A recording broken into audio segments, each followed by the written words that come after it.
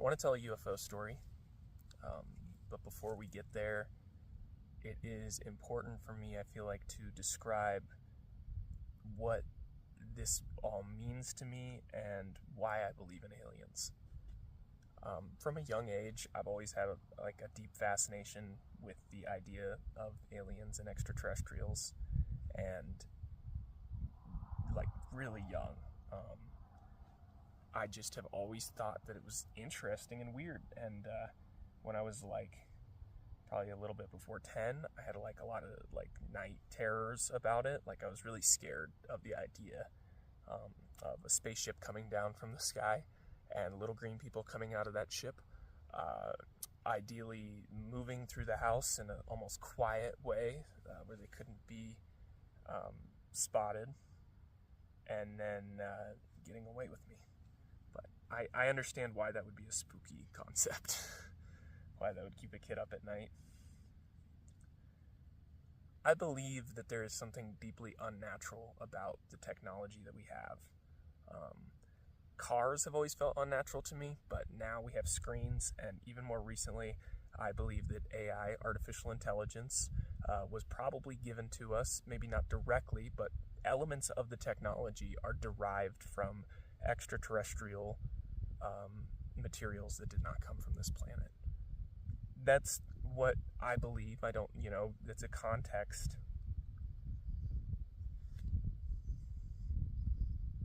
Why I believe that is because it seems incredibly weird that we are the only humans are the only species on the planet, as far as I know, that has this bizarre trajectory to discover new technologies at a rate that it's very weird. The things that we get at the times we get them, it makes you think that potentially it's directed. Why wouldn't there be... Okay, here's a hypothetical.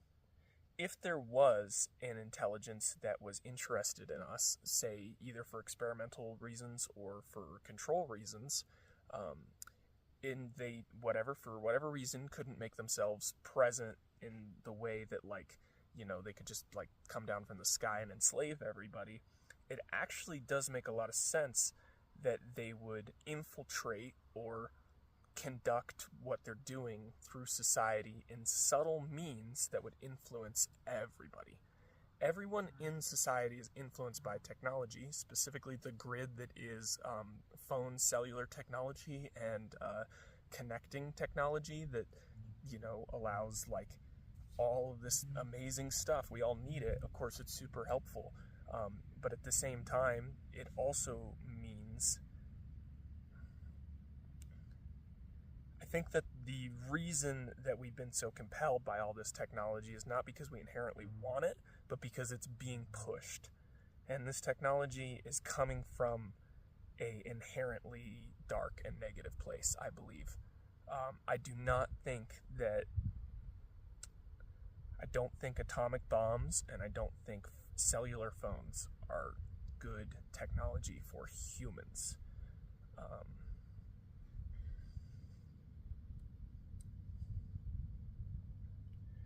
I believe that our leaders and the people in power want to be extraterrestrials, or they want to possess levels of power that, whether or not the extraterrestrials exist in the context that I believe they do, certain people in power believe that they exist, and those people in power want to be more alien, so to say, as in they want more advanced technology, and they want to be disconnected from this earth. They want to leave the planet. There maybe certain individuals potentially have alien DNA or genetics within them, but I find it unlikely that they're all reptiles, so to say. Maybe they've seen a reptile. Maybe a couple of these people in power have seen a reptile, and you can just imagine that experience of seeing some sort of extraterrestrial, of knowing that there would be more powerful things than us. Of course that would be compelling, and it would cause a huge effect on these individuals. And then, potentially, if these aliens were, say, human eating and, you know, just gnarly beings, like, I imagine that certain individuals in power want to be more like them. That's all I'm going to say on that.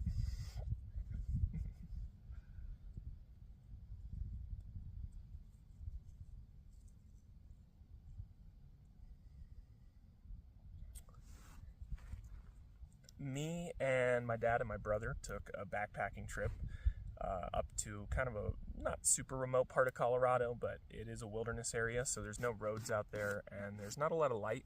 The light pollution is pretty low. There was 3 of us that witnessed a flying craft of some sort. We all have a pretty similar, like, you know, we all were there, described, like, watching it together, so that does help. For me, at least, with my credibility to the story, was that other people were there. What I experienced was that we were sitting by the campfire pretty late at night. Maybe not terribly late. The sky was really dark that night, and you could see a lot of stars. And, like, if you're somebody who camps a lot and stays out at night in the desert a lot, I have looked at the sky for countless hours. I have been looking at the sky for countless hours since this experience. That night, I remember us all commenting about satellites, looking at things in the sky that were satellites. It is relatively easy to tell if something is outside of the atmosphere or closer inside of the atmosphere.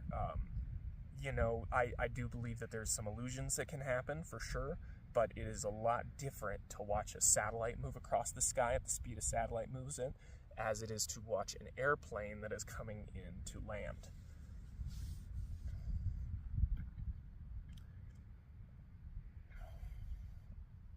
All 3 of us are sitting there, and we all see this light that just flashes, and it's a white light that takes up a portion of the sky.